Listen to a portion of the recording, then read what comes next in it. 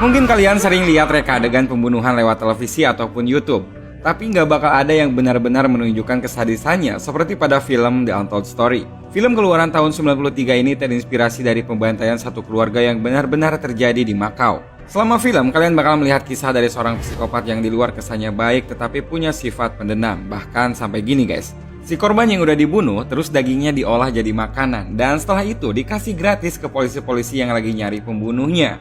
Gila nggak tuh guys? Tokoh utama sekaligus antagonis dalam film ini sendiri adalah Wong Chi-hang. Wong ini nantinya bakal dikejar-kejar oleh para polisi yang konyol dan kadang mesum guys. Beberapa di antaranya ada Bull yang suka pakai topi, King Kong dengan poni belah tengahnya, Bo yang tomboy, dan juga Robert yang super genit. Mereka semua dikepalai oleh Officer Lee yang suka bawa wanita ketika kerja, tapi kalau masalah kerjaan dia selalu serius. Sampai di sini kalian bisa dapat gambaran tentang tokoh-tokohnya. Jadi langsung aja kita menuju ke ceritanya.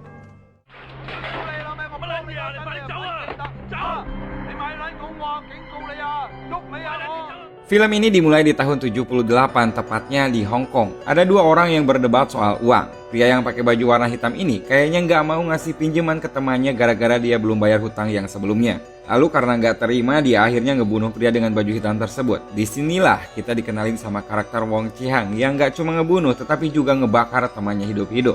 Supaya kejahatannya nggak tercium dan dia bisa bebas, akhirnya Wong memutuskan untuk mulai hidup baru di Makau. Singkat cerita, film pun beralih ke masa kini. Entah gimana si Wong bisa selamat dan aman, yang pasti bukan urusan kalian.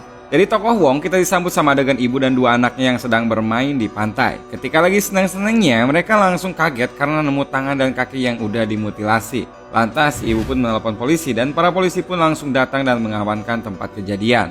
Mungkin di titik ini kalian berharap ada adegan investigasi yang serius dengan segala prosedur yang ada. Tapi di sini kalian gak bakal nemuin hal itu.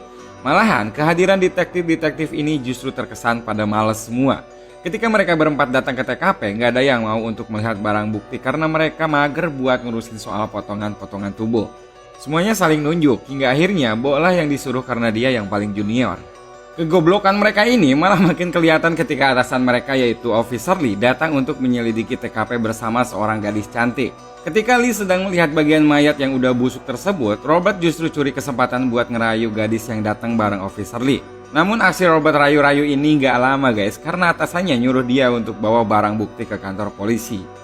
Setelah tingkah kocak dari para polisi tadi, kita beralih ke karakter Wong yang sekarang punya restoran di Makau. Di restoran ini, ia dibantu oleh seorang karyawan bernama Pearl. Meski kelihatannya nggak ada apa-apa, namun restoran dengan nama Egg Immortal ini punya masa lalu yang sangat berdarah-darah. Nanti kita bakal bahas ini guys. Wong sadar kalau Pearl sendiri nggak bisa melayani pelanggan dengan maksimal, makanya dia membuka lowongan pekerjaan yang dia tempel di depan restoran. Gak lama setelah lowongan ditempel, ada seorang pria yang melamar yaitu Ahmad. Dia pun diterima setelah diwawancarai kecil-kecilan. Selain datangnya Ahmad, restoran Wong juga kedatangan surat yang ditujukan buat pemilik lama restoran Egg Immortal yaitu Cheng Lam. Tanpa sebab yang pasti, akhirnya Wong langsung merobek surat tersebut tanpa membacanya. Sebenarnya ada apa nih guys? Kita lanjut lagi. Ngomongin soal pemilik, ternyata Wong belum memiliki restoran Egg Immortal ini secara legal. Makanya dia datang ke seorang pengacara untuk mengesahkan kepemilikannya. Namun si pengacara nggak mau karena dalam kasus seperti ini, pengesahan harus dihadiri oleh pemilik lama dan pemilik baru. Jadi Wong bilang Cheng Lam nggak bisa hadir karena dia tiba-tiba pergi setelah menjual restorannya. Ya akhirnya si pengacara juga nggak bisa ngapa-ngapain.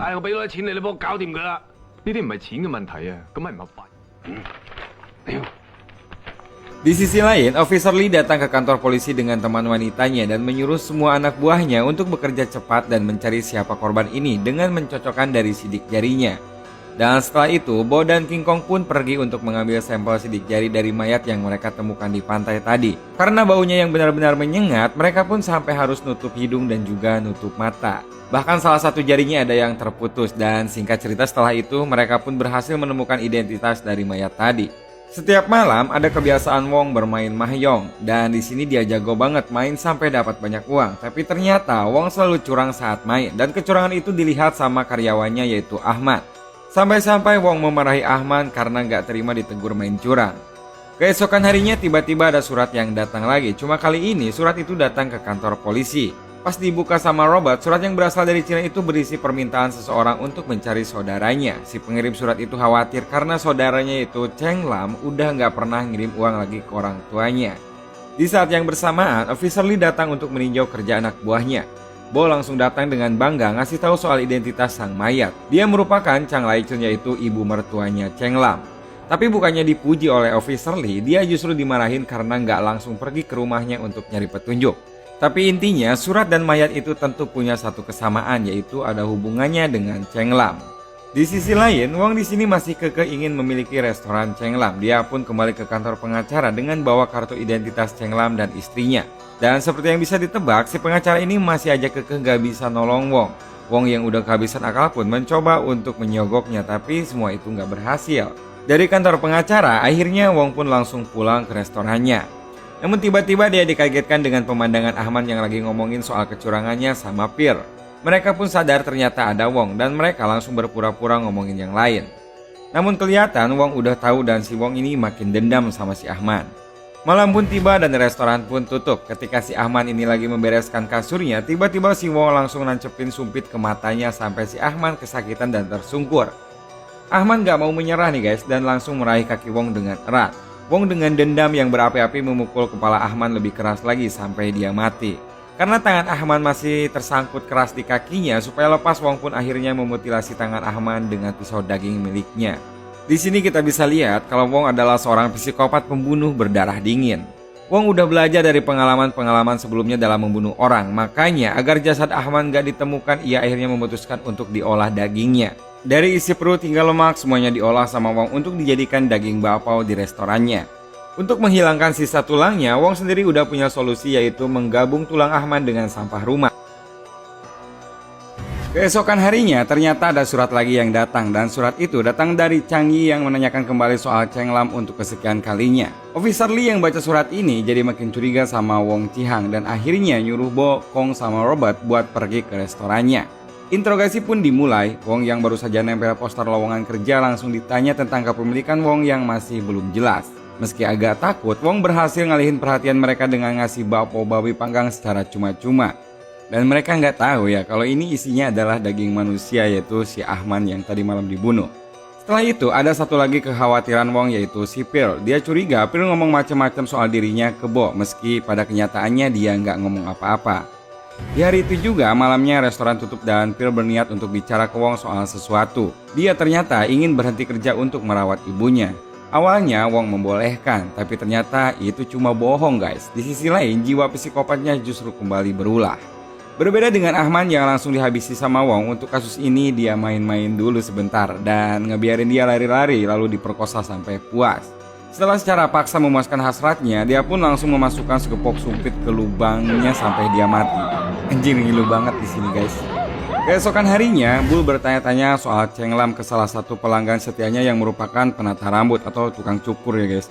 Meski dia nggak tahu kemana perginya Cheng Lam, tapi tukang cukur ini ternyata tahu kalau Cheng Lam punya saudara bernama Cheng Pon yang lagi di penjara. Informasi ini Bull kasih tahu ke Officer Lee dan bersamaan Kong juga bilang kalau pemilik sah restorannya masih tetap Cheng Lam. Selain itu, Bo juga dapat info kalau anak-anak Cheng Lam udah lama nggak masuk sekolah dan menghilang secara tiba-tiba. Dari sini Officer Lee sudah merasa benar-benar ada yang aneh dengan restoran itu, termasuk curiga dengan pemiliknya yang sekarang yaitu si Wong. Dan dia pun mengajak anggotanya untuk menemaninya datang langsung ke restoran itu. Kedatangan polisi buat kedua kalinya ternyata bikin Wong grogi, apalagi ketika Bull nanya soal kemana perginya Pir.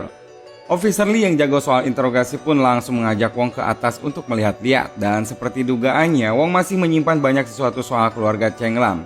Tapi tetap saja Wong punya 1000 alasan untuk menghindarinya, dan di sini dia masih tetap aman. Untuk mencari barang bukti lebih, Officer Lee langsung menugaskan anak buahnya untuk memata-matai restoran Wong. Dari sini Wong udah makin terpojok dan merasa harus cepat bertindak. Akhirnya dia buru-buru menutup tokonya dan langsung membuang semua bukti-bukti yang Officer Lee tadi lihat, termasuk KTP dan barang-barang penting lainnya yang berkaitan dengan Cheng Lam. Bo dan teman-temannya yang sedang memata-matai melihat si Wong keluar untuk membuang barang bukti. Setelah membuang bukti-bukti itu, akhirnya Wong berusaha untuk melarikan diri. Officer Lee yang tahu soal hal ini langsung menyuruh anak buahnya untuk berpencar. Bo dan Robert disuruh mencari sampah yang dibuang oleh Wong tadi, sedangkan Lee bersama King Kong dan Bull mengejar Wong yang ingin kabur. Setelah berhasil menemukan Wong di pelabuhan, Wong pun ditangkap dan dibawa ke kantor polisi untuk dimintai keterangan lebih lanjut. Untuk pembunuh seperti Wong, dimintai keterangan dengan cara baik-baik adalah hal yang nggak mungkin. Cuma dengan kekerasan jalan satu-satunya. Wong yang babak belur pun berusaha kabur dan menjadikan tubuhnya sebagai senjata, yaitu pura-pura jadi korban ke hadapan media. Hal ini membuat reputasi kepolisian jadi buruk sehingga mereka nggak bisa ngapa-ngapain lagi. Dan untungnya di sini, Officer Lee punya ide yang cukup cemerlang, yaitu dengan memasukkan Wong ke dalam penjara yang satu tempat dengan saudara Cheng Lam, yaitu Cheng Pon. Cheng Pon yang tahu hal ini tentunya sangat dendam dan berusaha untuk membalasnya, dan yang terjadi, Cheng Pon dan anak buahnya langsung menganiaya Wong tanpa ampun. Badan Wong dihajar habis-habisan sampai rusak dan gak karuan. Selain luka luar, bagian dalam badannya juga luka parah sampai dia kencing darah. Daripada disiksa terus sama gengnya Cheng Pon, Wong mutusin buat bunuh diri dengan cara menggesekkan pergelangan tangannya ke tempat sampah. Dan meski kehilangan banyak darah, hampir mati, para dokter pun akhirnya berhasil menyelamatkannya. Mental Wong ternyata bener-bener gak goyah dan kuat banget guys. Bahkan ketika udah babak belur dan dirawat di rumah sakit, dia pun masih sempat menyandra salah satu perawat dengan harapan bisa kabur.